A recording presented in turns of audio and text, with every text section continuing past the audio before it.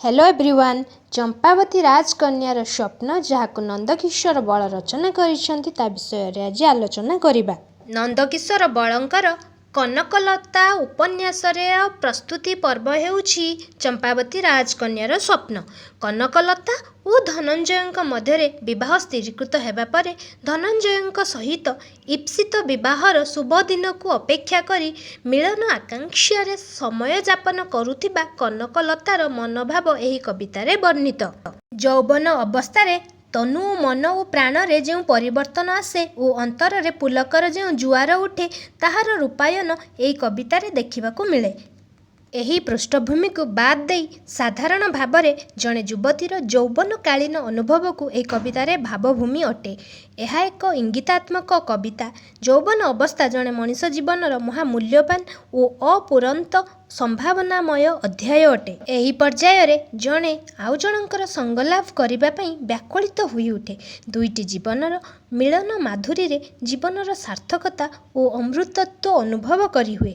एही चिंताधारा को रूपायित करबाकू जाई कवि यौवन को एक चंपा फूल सहित तुलना करिसेंती। चंपा फूल भली यौवन अवस्था क्षणस्थायी हेले हे सौरभ दीप्त अटे। ये थिला कवितार भित्तिभूमि। यौवन प्राप्त झीटी कहूची हलदिया चंपा फूलटीए बनरे पाइछि शिवंक कृपा बा आशीर्वाद पाइबा जाए अर्थात मोर प्रिय व्यक्ति को पाइबा जाए शिव को आराधना करिबी।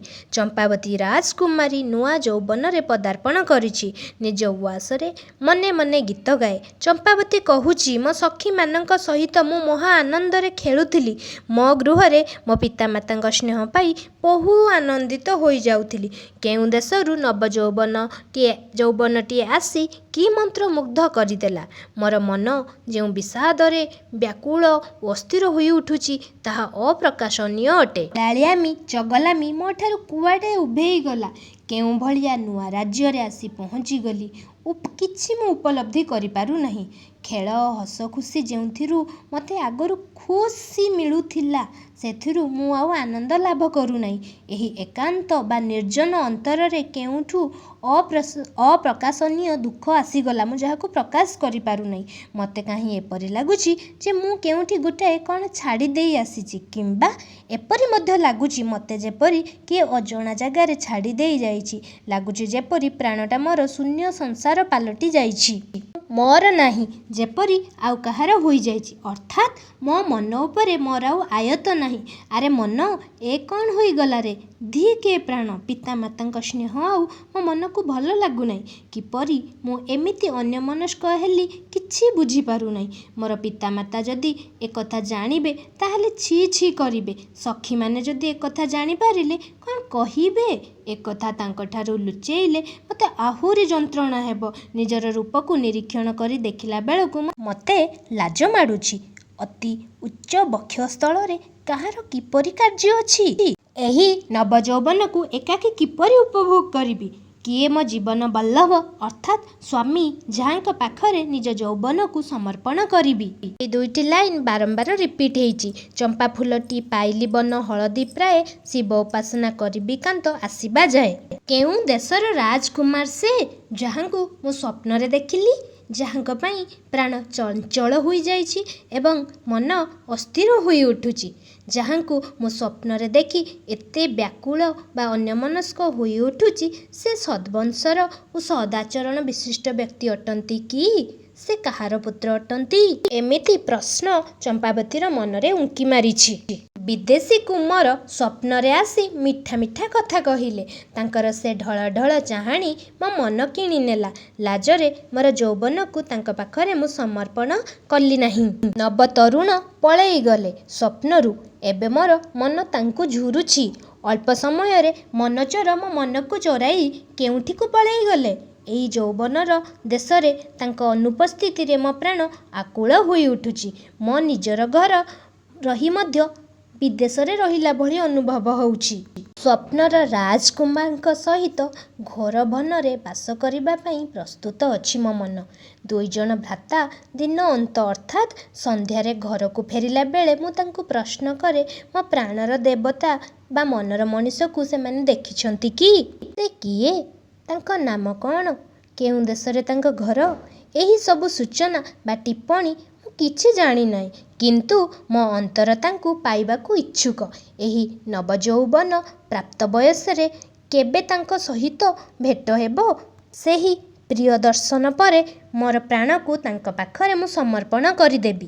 କେଉଁ ଦେଶର ରାଜକୁମାରଙ୍କୁ ସ୍ୱପ୍ନରେ ଯେ ଦେଖିଲି, ଯାହାଙ୍କ ପାଇଁ ମୋର ଏ ପ୍ରାଣ ଉଦାସ ହୋଇପଡ଼ିଛି, ମନ ଅସ୍ଥିର ହୋଇ ଉଠୁଛି। ରତ୍ନଦୀପ ଜଳୁଥିଲା, କବାଟ ବନ୍ଦ କରିଥିଲି। ମୋ ମନ ଭିତରକୁ କେଉଁ ରାସ୍ତା ଦେଇକି ସେ ପ୍ରବେଶ କଲେ? ଯେତେବେଳେ ମୁଁ ନିଦରେ ଥିଲି, ଲାଜ ଲାଗୁଛି। ମୁଁ ସେତେବେଳେ ଅଣଆୟତ ଥିଲି। ନିଦରୁ ଉଠିଲା ପରେ ଦେଖିଲି ଯେ ମୋ ଶରୀରର ଅଙ୍ଗରୁ ଲୁଗା ଖସି ଯାଇଥିଲା। ମୋର ଏହିଭଳି ଶିଥିଳ ବେଶକୁ ଦୀପର ଆଲୋକରେ ସେ ଦେଖିଥିବେ। ମୋ ଶରୀରରେ ବସ୍ତ୍ର ନଥିବାରୁ ଉରସ କେଶକୁ ମଧ୍ୟ ଦେଖିଥିବେ। କେଶକୁ ଚମ୍ପା ଫୁଲରେ ସଜାଇ କଣ୍ଠରେ ହାର ଲମ୍ବେଇ ଦେଇ ଅସ୍ପଷ୍ଟ ସ୍ୱପ୍ନରେ କେଉଁଠି ଉଭେଇ ଗଲେ। ଯଦିଓ ସେ ସ୍ୱପ୍ନଟା ଅସ୍ପଷ୍ଟ ଥିଲା, ଅର୍ଥାତ୍ ମୁଁ ସ୍ପଷ୍ଟ ଭାବେ ଦେଖିପାରି ନଥିଲି, ସ୍ୱପ୍ନଟି ସୁନ୍ଦର ଥିଲା। ଶ୍ୟାମଳ ସୁନ୍ଦର ଧରଣୀ ନୀଳ ଆକାଶକୁ ଚାହିଁ ଶୀତ ପ୍ରେମ ବାରି ସ୍ୱତାପ ନାଶ କରିବାକୁ ମାଗିଥାଏ। ନଦୀ ପିତୃକୂଳ, ଅର୍ଥାତ୍ ନଦୀ ଯେଉଁଠୁ ସୃଷ୍ଟି ବା ପ୍ରବାହ ଆରମ୍ଭ କରିଥାଏ, ନଦୀ ପିତୃକୂଳ ତେଜି ବା ତ୍ୟାଗ କରି ସମୁଦ୍ର ପାଖକୁ ଯାଏ। ନଦୀ ନିଜର ଉଛୁଳା ଜଳରାଶିକୁ ସମୁଦ୍ରରେ ଢାଳିବା ଉଦ୍ଦେଶ୍ୟରେ ବହିଯାଇଥାଏ। ସୁକୁମାରୀ ଲତା ଯେପରି ବଳବାନ ବୃକ୍ଷର ଆଶ୍ରୟ ଲୋଡ଼ି ମାଗିଥାଏ, ସବୁ ଭୟକୁ ତ୍ୟାଗ କରି ପ୍ରେମର ସହିତ ଆଲିଙ୍ଗନ କରେ। ସୂର୍ଯ୍ୟ କିରଣରେ ନୂଆ ପଦ୍ମ ଫୁଟି ଆନନ୍ଦ ଲାଭ କରିଥାଏ। ଚନ୍ଦ୍ରଙ୍କର କିରଣ ପାଇ ବୋଜି ହୋଇଯାଇଥିବା, ଅର୍ଥାତ୍ ମୁଦିତ କଇଁ ଆନନ୍ଦରେ ଫୁଟିଥାଏ। ନୂଆ ମେଘ ସହିତ ବିଜୁଳି ଢଳ ଢଳ ପ୍ରେମରେ ଖେଳିଥାଏ। ସମଗ୍ର ଭୁବନରେ ସମସ୍ତଙ୍କୁ ଯୁଗ୍ମ ବା ଯୋଡ଼ି ସହିତ ସୃଷ୍ଟି ହୋଇଛନ୍ତି। ଚମ୍ପାବତୀ ବ୍ୟକ୍ତ କରୁଛି ଯେ ସେ ହିଁ ଏକୁଟିଆ ନବଯୌବନରେ ପୀଡ଼ିତ ହେଉଛି। ମୋର ଏ ବିକଶିତ ପ୍ରେମକୁ ମନ ଭିତରେ ସେ ଆଉ ରଖିପାରୁନାହିଁ। ସେଥିପାଇଁ ଚମ୍ପାବତୀ କହୁଛି, ମୋର ବିରହ ବା ଯନ୍ତ୍ରଣାକୁ ମୁଁ ଗାନ କରୁଛି। ଯେତେବେଳେ ମନର ଏ ଗୀତକୁ ଶୁଣୁଛି, ମୁଁ ଅଣାୟତ ହୋଇ ଉଠୁଛି। ସ୍ୱପ୍ନର ବିହଙ୍ଗରେ ଉତ୍ତମ ଧ୍ୱନିରେ ଲତା ପୁଷ୍ପିତ ହୋଇଯାଉଛି।